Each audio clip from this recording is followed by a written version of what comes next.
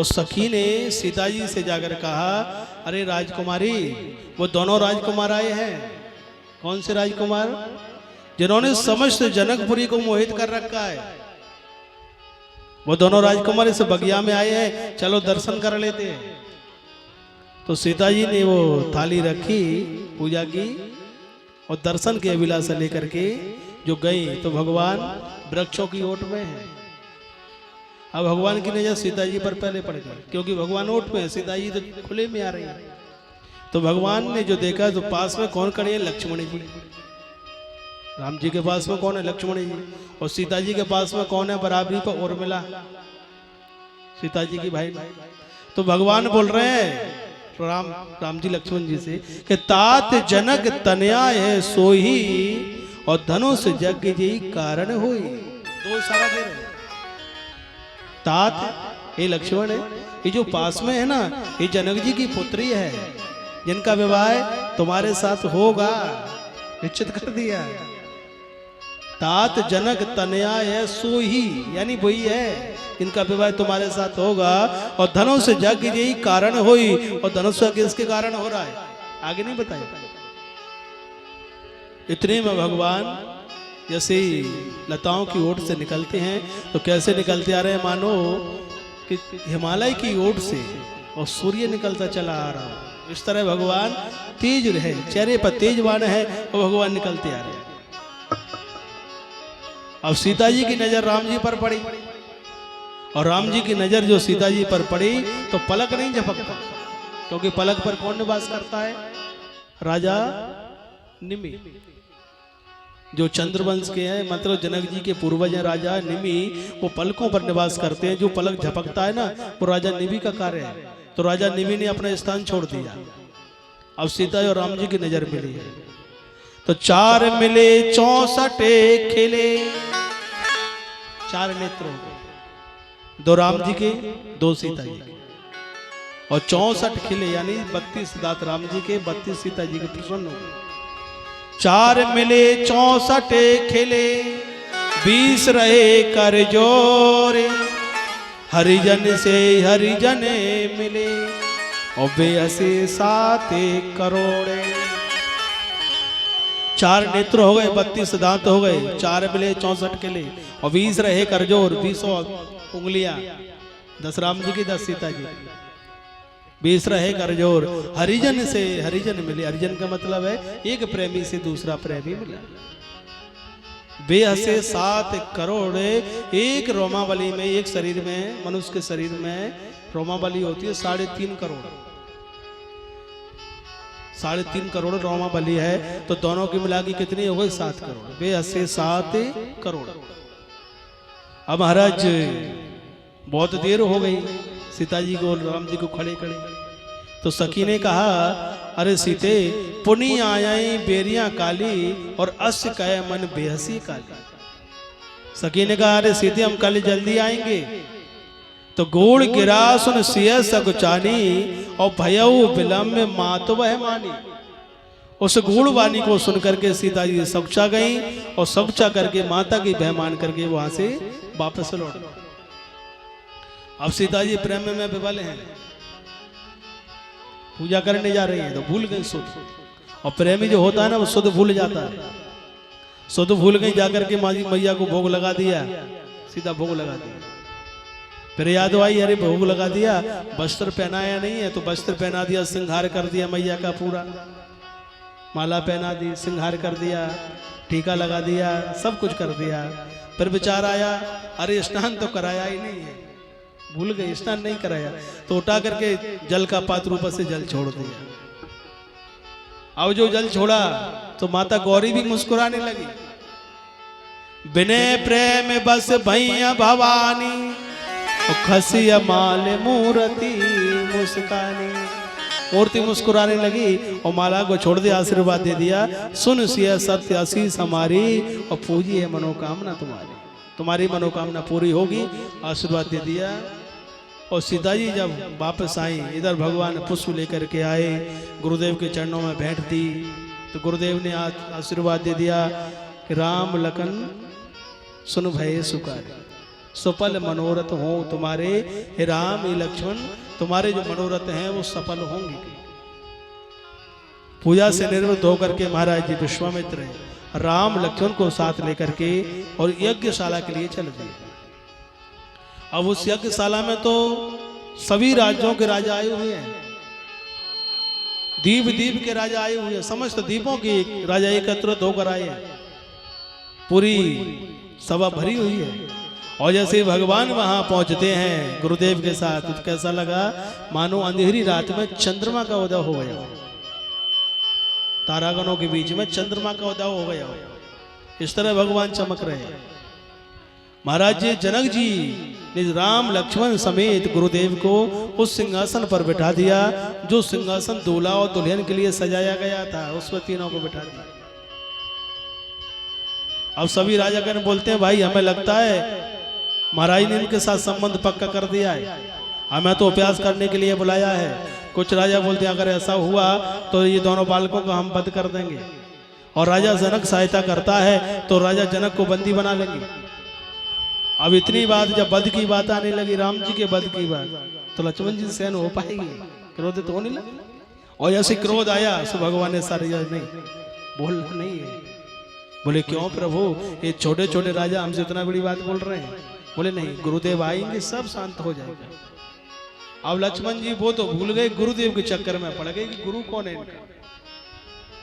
हम तो केवल दो ही गुरु जानते हैं, महामुनि विश्वामित्र वो यहीं पर बैठे हैं, दूसरे गुरु वशिष्ठ जी हैं वो यहाँ आने वाले नहीं है, फिर तीसरा गुरु कौन आ रहा है यहाँ पर जिसके देखने से शांत हो जाएंगे। शांत लक्ष्मण जी भी शांत बैठे। अब महाराज जनक जी ने अपने भटों से कहा कि अपना जो मेरा प्रण है वो बोल दीजिए। भटों ने कहा कि जो भी धनुष पर प्रतिज्ञा चढ़ा देगा उसी के गले में सीता की वरमाला होगी। वो उठे, राजागण उठे और अपना धनुष को उठाने का प्रयत्न करें। भैया थोड़ा जाओ ऊपर कर दो, जाओ ऊपर कर दो, चेहरे से चेहरा नहीं मिल पाता कभी। तो जैसे ही महाराज धनुष को उठाने के लिए राजागण उठते हैं, धनुष को उठाने के लिए राजागण उठते हैं और धनुष को उठाने का प्रयत्न करते हैं, मगर वो तो हिलता नहीं है, लज्जित होकर बैठ जाते हैं। एक एक करके कई और राजा आए मगर किसी ने धनुष को उठा नहीं पाया। तो भूप सय से 10 एक ही बारा और लगे उठावन टरे नहीं टारा। बोलते 10,000 राजाओं ने धनुष को उठाया मगर वो हिला नहीं। तो महाराज परीक्षित ये मौन हो गए। बोले महाराज मेरे समझ में नहीं आया। बोले क्यों? बोले उसमें 10,000 राजा लगे कहाँ होंगे? धनुष कितना बड़ा होगा? 10 फुट का होगा, 20 फुट का होगा, 25 का भी होगा, 50 का भी होगा। अरे हाथ पहुंचा, इससे ज्यादा तो बड़ा होगा नहीं। तो 10,000 राजा उसमें लगे कहाँ होंगे? और कोई कारणवश लग भी गए होंगे और कहीं उठ जाता 10,000 राजाओं से तो सीता का विवाह किसके साथ होता? ये संदेह बड़ी बात हो गई। तो महाराज सुखदेव जी कहते हैं राजन, बाबा तुलसीदास ने जो जो शब्द लिखे हैं बड़े विचारणीय लिखे हैं, उनके एक एक शब्द का वर्णन नहीं किया जा सकता है। बोलते राजन बाबा तुलसीदास ने ये नहीं लिखा कि 10,000 राजाओं ने उठाया। भूप सय से 10 एक ही बारा, यानी एक ही दिन में और 10,000 राजाओं ने धनुष को उठाया है। एक साथ नहीं उठाया, एक ही 12, यानी पहले दिन में 10,000 राजाओं ने धनुष को उठाने का प्रयत्न किया मगर वो हिला भी नहीं। तो जब वो नहीं हिला तो महाराज जनक जी को क्रोध आ गया, खड़े हो गए। बोलता है मैं जानता हूं विधाता ने मेरी पुत्री का विवाह शायद लिखा ही नहीं है। अगर मुझे ऐसा पता होता कि पृथ्वी पर कोई वीर नहीं रहा तो कदाचित मैं ऐसी प्रतिज्ञा नहीं करता। मैंने जान लिया है वीर भीन वही मैं जाना, मैं जान गया हूं कि पृथ्वी वीरों से हीन हो चुकी है। जो इतना कहा तो लक्ष्मण जी क्रोधित होकर के खड़े हो ही गए, डटे नहीं। बोले महाराज क्षमा करना, रघुवंशी में जहां कोई हो तेई समाज कहे न कोई। जो तुम बोल रहे हो अगर रघुवंशी में कोई भी बैठा हो समाज में, ऐसी अनुचित वाणी नहीं बोली जाती। और जिसमें तो हमारे श्रोमणी राम जी कौन है? रघुवंशियों के श्रोमणी हैं और उनके सामने तुमने ऐसी शब्द वाणी बोल रहे हो। ये धनुष की तो बात ही क्या है, कंधों के ब्रह्मांड उठावो, ये मैं पूरे ब्रह्मांड को कंधों के सामान उठा लूंगा। और काची गढ़ जिमी डारा हूं फोरी और सकऊं मेरे मूलक जिमी तोड़ी। जिस तरह कुमार कच्चे घड़े को फोड़ देता है उस तरह मैं ब्रह्मांड को फोड़ दूंगा और सुमेरु पर्वत को मूली के सामान तोड़ दूंगा। कमल लाल जिमी चाप छड़ावो और जैसे छोटा सा बच्चा कमल की डंडी पर छाप चढ़ा देता है उस तरह धनुष पर चढ़ा दूंगा। और अगर ऐसा ना कर सकूं तो मेरे राम जी की शपथ लेकर कहता हूं कि तोरो छत्रक दंड जिमी तब प्रताप बलनाथ और जो न करो प्रूपद शपथ घर न धरो धनभात। मैं कभी धनुष उत्तर का साथ में ही नहीं लूंगा। तो सहज रघुपति लखन नवारे, थोड़ा इशारा दिया भगवान ने, शांत हो जाओ तुम। अब देखिए कितने क्रोधी हैं लक्ष्मण जी और कितना क्रोध छा रहा है, मगर भगवान ने बोला नहीं है कि तुम बैठ जाओ, क्रोध करके नहीं बोला, मामूली इशारा दिया है और भगवान लक्ष्मण जी सारे में बैठ गए। मर्यादा है, यही तो मर्यादा है। भगवान के सामने वो शांत हो, आगे नहीं। और महाराज जी विश्वामित्र समय शुभ जाना, समय जो शुभ जानी और बोले अति स्नेहमय बानी। अब विश्वामित्र बोले कि उठो राम भंजो भव चापा और मेटो ताते जनके परिताप। राम उठो और धनुष का भंजन कर दो। उन्होंने ये नहीं कहा कि उठा देना, विश्वामित्र ही ने नहीं कहा कि धनुष को उठा करके प्रतिज्ञा चढ़ा दो, नहीं, भंजन कर दो, तोड़ दो उसको। उठाओ राम भंजो भव चापा, इसको तोड़ दो और महाराज जनक के परिताप को दूर कर दो। तो राम जी अब गुरु की आज्ञा पा करके कैसे उठे, उठ करके सहज ही उठे और सहज ही चले सकल जग स्वामी।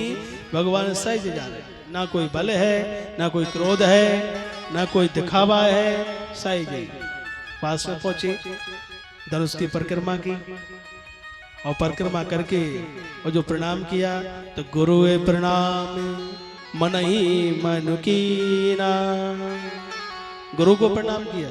तो महाराज जी परीक्षित ने कहा कि महाराज गुरु की आज्ञा लेकर आए, फिर प्रणाम क्यों किया? गुरु की आज्ञा से तो आए हैं। बोले महाराज वशिष्ठ जी को प्रणाम किया है।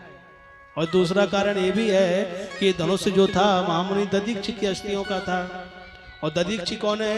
भगवान के कुल देवता यानी कुल गुरु। तो उनको प्रणाम किया कि मैं आपको उद्धार करने के लिए आ गया हूँ। एक कारण ये भी है कि उस पर भगवान शंकर के 365 गण विराजमान थे वो धनुष पर। तो भगवान ने शंकर जी को प्रणाम किया, प्रभु मैं आ गया हूँ, ये गणों को हटा लीजिए। तो भगवान ने गण हटा दिए। अब दूसरा एक कारण ये भी है कि भगवान गणपति को प्रणाम किया। एक प्रणाम में कितने रहस्य छुपे, क्योंकि उस बीच धनुष में गणपति विराजमान थे और दोनों कुन्नों पर रिद्धि और सिद्धि विराजमान थी। इधर सीता जी भी वही प्रार्थना कर रही है कि हे गणनायक वरदायक देवा और आज की लो तो लगी सेवा। हे गणनायक आज इससे हट जाइए आप, मैं आज ही के लिए तुम्हारी सेवा की है। इधर भगवान प्रणाम कर रहे हैं कि प्रथम पूज्य हो तुम, गणपति प्रथम पूज्य हैं, प्रथम पूज्य हो तुम। और मैंने आपकी पूजा नहीं की अभी। सीता तो माता गौरी गणपति की पूजा कराई, मगर मैंने नहीं किया है, इसलिए मैं आपको प्रणाम करके आपको पूजा को करता हूँ, स्वीकार कर लीजिए। तो गणपति जी हट गए। अब क्या रहेगा? केवल धनुष अकेला। और जैसे रिद्धि हटी तो सिद्धि के जो वजन हुआ तो धनुष सीधा हो गया। और धनुष सीधा हुआ तो भगवान ने पकड़ लिया। तो गुरु प्रणाम मन ही मन कीना और अति उठाए राघवो धन लीना। भगवान ने सहज ही उठा लिया। और लेत छड़ावत खेचत गाड़े और काहू न लखा देख सब उठाड़े। किसी को यही पता नहीं चला कि भगवान कब झुक गए, कब उठा लिया, कैसे उठाया, क्या किया। क्या देखा कि तेई क्षण राम मत धन तोरा और भरे भुवन धुनि घोर कठोर। भयंकर आवाज, केवल धनुष के दो टुकड़े देंगे और आवाज सुनिए, किसी को पता नहीं है कर क्या दिया। और दो टुकड़े भूमि पर पड़े हैं। महाराज जी उस पृथ्वी और आकाश की जो बीच की जो दूरी थी वो फर गई आवाज की। सूर्य के घोड़ों ने अपना मार्ग छोड़ दिया उस आवाज को सुन करके। और इधर महाराज परशुराम जो तपस्या कर रहे थे वो महेंद्रगिर पर पर्वत पर उठ करके खड़े हो गए। इधर सतानंद जब आयुष दीना और सीता गवन राम पैकी। सतानंद कौन है? महामुनि महाराज जनक जी के गुरु हैं। उन्होंने सतानंद ने एक आज्ञा दी कि सीता को लेकर आओ। सीता जी ले आई। अब सीता जी आई तो भगवान कहाँ पर है? मंच पर है। और सीता जी कहाँ? नीचे हैं। मंच ऊंचा है और सीता जी नीचे हैं और वैसे भी छोटी हैं। अब सीता जी बरमाला नहीं डाल पा रही तो सखियों ने कहा कि राम जी आप तनिक झुक जाइए तो बरमाला डल जाएगी। राम जी बोलते हम रघुवंशी हैं, झुकना नहीं सीखे, झुकते नहीं है। अब बरमाला कैसे डलेगा? अरे झुक जाइयो तनक रघुबीर ललित तो मेरी छोटी सी। झुक जाइयो तनक रघुबीर ललित तो मेरी छोटी सी। झुक जाइयो तनक रघुबीर ललित तो मेरी छोटी सी। छोटी सी रे पारी सी रे, छोटी सी रे पारी सी रे। हर झुक गइयो तनक रघुबीर ललित तो मेरी छोटी सी। झुक गइयो तनक रघुबीर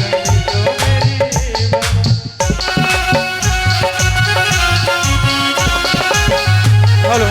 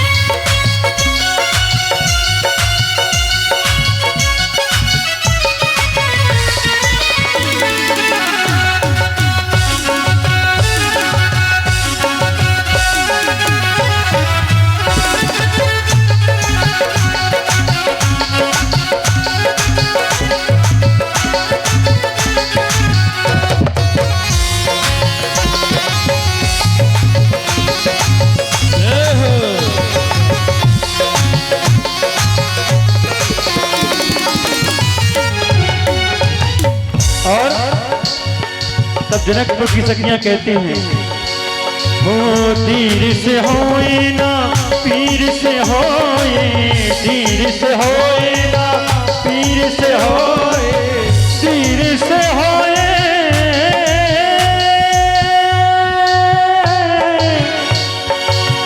तीर से होए ना पीर से होए, तीर से होए ना पीर से होए।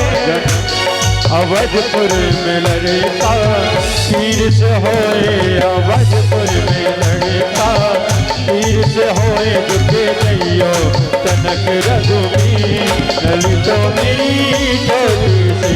दुखे नैयो तनक रघुबीर ललितो मेरी छोटी सी।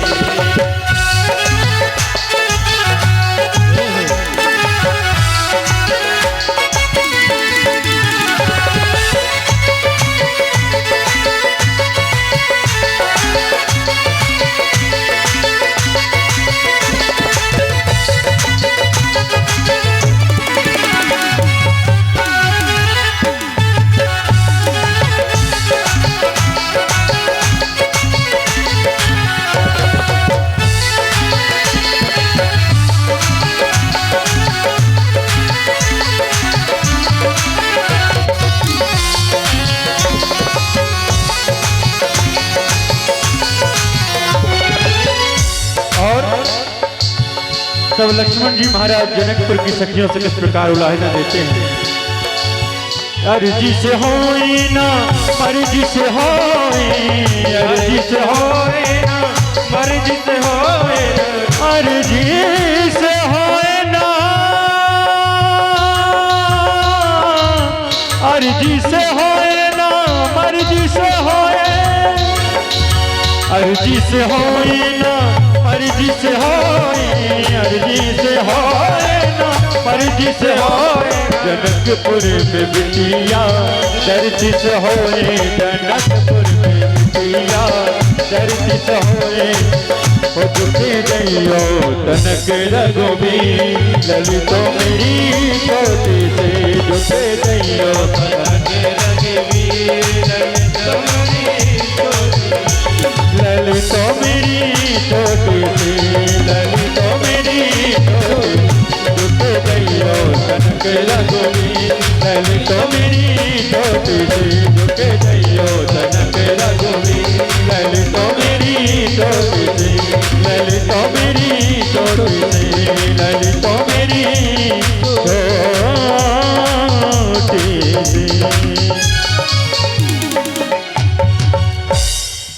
बोलिए सियावर रामचंद्र भगवान की। अब जैसे ही सखियों ने कहा राम जी तनिक झुक जाइए, तो राम जी ने क्या उत्तर दे दिया, हम रघुवंशी हैं, झुकते नहीं। अब जब झुकेंगे नहीं तो बरमाला डले कहां से, वो भी ऊंचाई पर है। तो पास में एक सैनिक खड़ा था। सखियों ने उस सैनिक से कहा, भाई सैनिक आप बोल दीजिए कि राम जी झुक जाएं। सैनिक बोलता है मेरी इतनी बड़ी औकात ही नहीं है, इतनी औकात नहीं है मेरी कि मैं राम जी से कहूं कि तू झुक जा, मैं नहीं बोल पाऊंगा। सैनिक ने मंत्री से कहा, मंत्री पर आप बोल दीजिए कि राम जी झुक जाएं। मंत्री बोलता भैया जैसा तेरा हाल है वैसा ही मेरा हाल है, मैं कैसे बोल दूं कि तू झुक जा, मैं नहीं बोल पाऊंगा। अब सैनिक ने जाकर के महाराज जनक जी से कहा, महाराज आप बोल दीजिए कि राम जी झुक जाएं। बोले भैया कोई पहली बात तो ये है कि घर बुला करके किसी मेहमान को मैं कहूं कि मेरे आगे झुक जा, तो ये मर्यादा नहीं बोलती। और दूसरी कारण है कि कोई साधारण मेहमान भी नहीं है, छोटा मोटा नहीं है, ये तो सम्राट है। मेरे जैसे कई और राज इसके राज्य के अंदर आते हैं, कोई छोटा मोटा राजा होता तो बोल भी देता, ये तो सम्राट है, मैं नहीं बोल पाऊंगा। अब सैनिक विचार करता है या बरमाला डले कैसे, तो उस गुरुदेव के पास पहुंच गए। इनकी आज्ञा से धनुष तोड़ा है तो इनकी आज्ञा से झुक भी जाएगा। बोलते हैं गुरुदेव आप बोलते हैं कि राम जी झुक जाएं। गुरुदेव बोलते देखो भाई हमारा काम था धनुष तोड़वाने का, सो तोड़वा दिया। अब ये विवाह के चक्कर में हम पढ़ने वाले नहीं है। आपकी सीता जाने, बरमाला जाने और राम जाने, नेत्र बंद करके अपनी माला जपने लगे। अब सब बड़े चिंतित कि बरमाला कैसे डले, तो सीता जी ने लक्ष्मण जी को याद किया, हे लक्ष्मण अब तुम ही हो कि बरमाला डला सकते हो, क्योंकि लक्ष्मण ये कैसे है कि जिनके आगे राम झुक सकते हैं, प्रेमी भी हैं, भाई भी हैं और भक्त भी है, और वो भी सेवक है। सेवक के आगे तो भगवान को झुकना ही पड़ता है। जैसे ही सीता जी ने लक्ष्मण को याद किया सो लक्ष्मण तुरंत खड़े हो गए और जाकर के राम जी को साष्टांग प्रणाम किया। और जब कोई भी प्रणाम करे तो आपको मजबूर होकर के झुकना ही पड़ेगा। और जब राम जी झुकेंगे तो सीता जी तो मौका देख रही है बरमाला डालने का, और आप क्या करोगे, आप तालियां ही बजा देना। अभी नहीं, अभी बरमाला डली नहीं, बरमाला डले दो बजा देना। तो जैसे ही लक्ष्मण जी ने जो साष्टांग प्रणाम किया तो तुरंत भगवान मंच से कूद गए।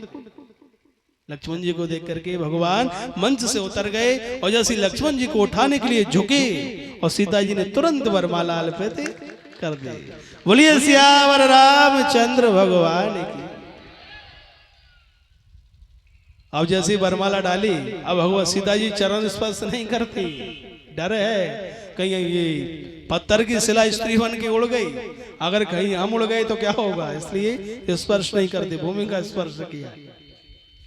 और जैसी लौटने ही वाली थी इतने में तो परशुराम आ गए। इधर सभी राजागण बोल रहे थे कि दोनों बालकों को बंदी बना लो। राजा जनक सहायता करता है तो राजा जनक को बंदी बना लो और सीता को छीन लो। लक्ष्मण जी को क्रोध आ रहा था, मगर भगवान ने कहा भी क्रोध की आवश्यकता नहीं, गुरुदेव आ रहे। इतने में तो परशुराम आ गए। मृगशाला लपटी है, एक हाथ में परसा है, कांधे पर धनुष है, त्रिपुंड खिंचा हुआ है, इनके लाल लाल नेत्र हैं, मूंज का जनेऊ पड़ा हुआ है और बड़े क्रोध में है। जो राजागणों ने देखा कि परशुराम आ गए, राजागण में ही क्रोध शांत हो गया। अपने अपने पिता का नाम लेकर के प्रणाम कर रहे हैं। महाराज मैं फला राजा का फला पुत्र हूं, आपको प्रणाम करता हूं। मगर वो देख ही नहीं रहे कि कौन प्रणाम कर रहा है। सीधे जाकर के बोलते हैं, जैसे सामने पहुंचे, जनक जी के सामने पहुंचे, बोले कहे जड़ जनक धनुष के ही तोड़ा। हे जड़, हे जनक, ये बताओ धनुष किसने तोड़ा है? और जिसने भी धनुष को तोड़ा है वो सभी राजाओं से अलग हो जाए, वरना सभी राजा मारे जाएंगे। तो सभी राजा तर तर कांपने लगे। हमारा द्वंद सब आ गया, अच्छा विवाह करने आए, यहाँ तो प्राणों की पड़ी है। महाराज जी, वृद्ध आदमी बड़ा बुद्धिमान होता है। जनक जी डर गए, हिल गए। जनक जी विचार करते हैं, परशुराम जी इनके क्रोध की कोई सीमा नहीं है। फिर महाराज जनक जी को याद आई कि अगर कोई दो पक्षों में युद्ध हो रहा हो, लड़ाई हो रही हो, विचार करके देखना, कभी भी लड़ाई हो रही हो और अगर बीच में कोई कुंवारी लड़की हो वो आ जाए तो दोनों पक्ष ठंडे पड़ जाते हैं। पड़ते हैं कि नहीं? सामने वाली पार्टी भी क्या सोचती है, भाई इससे क्या है तो करें, इसकी लड़की बराबरी की है, ये तो छोड़ दो। और पिता के मन में भी शांति हो जाती है, भाई ये तो नहीं करना, लड़की बराबरी की है। तो महाराज जनक जी भयभीत तो हो गए और महाराज विश्वामित्र भी नहीं उठे क्योंकि क्रोधी है। तो महाराज जनक जी ने इशारा दिया सीता जी को, अब आप ही आगे बढ़िएगा, कहीं कुछ समस्या का समाधान हो जाए तो चले जाओ। सीता जी ने जो चरण स्पर्श किया, महाराज परशुराम जी संत हैं, भूल गए, बोले अखंड सौभाग्यवती। जनक जी प्रसन्न हो गए कि आदि समस्या का समाधान तो हो गया, इसको मारेंगे नहीं, अब सीता जी राम को मारेंगे नहीं। और जैसे ही जो आशीर्वाद दिया, तुरंत परशुराम जी खड़े ही हैं। इधर महाराज वशिष्ठ विश्वामित्र उठे और राम लक्ष्मण को लेकर के प्रणाम किया। राम लक्ष्मण ने प्रणाम किया। परशुराम जी बोलते हैं, ये दोनों कौन है? इन्होंने अपना परिचय नहीं दिया। भगवान बोलते हैं, प्रभु उचित नहीं समझा। बोले क्यों? बोले आपने आपके सेवक को तो पहचान ही लिया होगा, इसलिए उचित नहीं समझा। भगवान तो परम वचन बोलने वाले, शीतल वचन बोलने वाले। महाराज विश्वामित्र बोलते हैं, ये महाराज दशरथ के पुत्र हैं,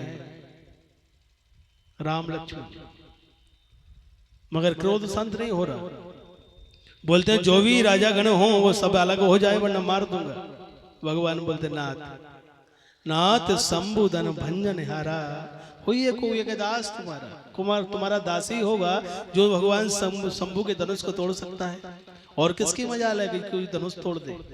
बोलते हैं राम सेवक वह होता है जो सेवा करता है, और जो शत्रुता करता है वो मेरा शस्त्र भाव के समान शत्रु है, उसका मैं वध कर दूंगा आज। तो लक्ष्मण जी को हंसी आ गई। वो सभी राजाओं के बीच से अलग हो जाए वरना मारा जाएगा, जैसे कहा लक्ष्मण जी को हंसी आ गई। हंसी आने का कारण क्या बना कि सामने खड़े हैं, धनुष को तोड़ने वाला सामने खड़ा है और बोल भी रहा है कि मैंने धनुष तोड़ा है, यानी नाथ शंभुधन भंजन आ रहा, भंजन को मैंने किया है। और फिर भी ये बोल रहा है कि सभी राजाओं को मार दूंगा। अरे जिसने तोड़ा है, अपराध किया, उससे तो बोल नहीं रहे और राजाओं पर भय दिखा रहे हैं। तो हंसी आ गई। हंसी आई, बोलते बोले हे राम, ये तेरा भाई बड़ा बेकार है जो हंस रहा है मुझे देख। महाराज जी भगवान बोलते हैं, महाराज क्षमा करना, बहु धनी तोरी लड़काई, कहूं मसरिस ने कीन गुस्साई। ऐसी धनुष बहुत सी तोड़ दी हमने जब आपने क्रोध नहीं किया, और ये धनुष पर बड़े प्रेम है आपका जो क्रोध करते हो। बोले बालक तू जानता नहीं है ये धनुष कितना बड़ा प्रताप है, धनुष है भगवान शिव का धनुष। बोले महाराज जी, और जिसने भी धनुष को तोड़ा है उसको जीवित नहीं छोड़ूंगा मैं। तो लक्ष्मण जी ने फिर डायरेक्ट ही बोल दिया कि छुअत टूट रघुपति ना दोष, ये तो छूते ही टूट गया, रघुपति को कोई दोष नहीं है। और मुनि बिन काज कतौ कर रोष। ये महाराज आप क्रोध ना करें, ये धनुष तो पुराना था, सो छूते टूट गया। भगवान ने केवल रघुपति ने हाथ ही लगाया, ऐसा पूरा बोल दिया, डायरेक्ट भी बोल दिया कि ये तो टूट गया। फिर भी क्रोध करते हैं, जानते हो बालक, शस्त्र भाव मुझे छेदन हारा और परस विलोक मही पे कुमारा। ये परसा देख रहे हो जिसने शस्त्र भावों की भुजा का छेदन किया है, आज भाई परसा से तुम्हारा वध कर दूंगा मैं। लक्ष्मण जी को भी क्रोध आ गया, भगवान भी नहीं बोले। व्यसे बोले लखन मृदुवानी, ओ मुनीस महावटवानी। ऐसे बलवान बहुत देखे महाराज हमने के, पुनी पुनी मोह दिखावे कुठारू और चाहत उड़ावन भूख पहाड़ू। बार बार ये कुठार दिखा कर क्या तुम भूख से पहाड़ उड़ाना चाहते हो? तो भूख से कभी पहाड़ उड़ते नहीं है महाराज के। कौशिक का जैसे क्रोध करके आगे को बढ़े परशुराम जी, तो कौशिक का क्षमा अपराधो। विश्वामित्र ने कहा महाराज क्षमा कीजिए, ये तो बालक है, बढ़ रहे हैं बालक, एक स्वभाव, इन पर क्रोध क्यों करते? तो थोड़ा क्रोध शांत हुआ। क्रोध शांत हुआ तो पर महाराज लक्ष्मण जी फिर बोल पड़े, माते पोता उरण वही के और गुरु रहा सोच बड़ जी के, सोजन हमरे माते काड़ा और चले गए ब्याज बहु बाड़ा। तो माता पिता के उरण से तो ऋण से उरण हो चुके हो, मगर गुरु का रह गया है, सो बड़ी चिंता है। सो तुम अपने माथे पर काटने के लिए गए थे, ब्याज बहुत बढ़ गया है, अब कोई बिहारी को बुला लो, तुरंत देव में थैली खोली, आपका हिसाब कर देता हूं। अब जब कोई पुरानी बात बोलेगा तो क्रोध तो आएगा। परशुराम जी से क्रोध को और क्रोध आ गया। बोले मैं जानता हूं ये बालक बद के योग है, आज ये बालक जीवित नहीं बचेगा। हे सभासदों मुझे कोई दोष मत देना, ये बालक बद के योग है, इस बालक का वध कर दूंगा मैं। जैसे आगे को बढ़े सभी सभा पुकारने लगी, अनुचित गए, सब लोग पुकारे, सब लोग बोले ये बालक बता अनुचित बोल रहा है। सब जानता है कि ये महाराज परशुराम जी कितने क्रोधी हैं, फिर ऐसा नहीं बोलना चाहिए था, मगर फिर भी नहीं मानता ये बालक। सभी प्रजा बोल रही है, विचार कर रही है। और जैसे महाराज राम जी आ गया, बोले प्रभु ये बालक पर क्यों क्रोध करते? अपराधी तो मैं हूं, ये धनुष को तोड़ने वाला तो मैं हूं, अपराधी मैं हूं। आप चाहो ये शीश मेरा तुम्हारे आगे है, चाहो तो दंड दे सकते हो और चाहे तो क्षमा कर सकते हो, जैसा भी आपको उचित लगे वो आप कर दीजिए। परशुराम जी का थोड़ा क्रोध शांत हुआ, क्योंकि भगवान कैसी वाणी बोल रहे हैं, जैसे जलती हुई अग्नि पर जल डाल दिया हो, शीतल वाणी। क्रोध शांत हुआ, थोड़ा ही क्रोध शांत हुआ, तो लक्ष्मण जी फिर मुस्कुराने लगे। बोले राम ये तेरा बालक बड़ा बेकार है, ऐसा लगता है जैसे सोने के घड़े में विष भरा हो, इतना बेकार है। एक एक कंठ कोठार न दीना, अगर मैंने इसके कंठ में कोठार नहीं दिया तो मैंने कोपी क्या किया? आज इसका वध कर दूंगा मैं। और जो आगे को बढ़े तो भगवान ने फिर पकड़ लिया, प्रभु क्रोध ना कीजिए, ये तो बालक है। और माता पिता के भी बालकों पर क्रोध नहीं करते, गुरुजन कभी बालकों पर क्रोध नहीं करते, अपराधी तो मैं हूं प्रभु। तो थोड़ा क्रोध शांत हुआ। बोलते राम या तो तू राम कहलाना छोड़ दे या फिर मेरे साथ युद्ध कर, क्योंकि तुम दोनों भाइयों के मिली भक्त है।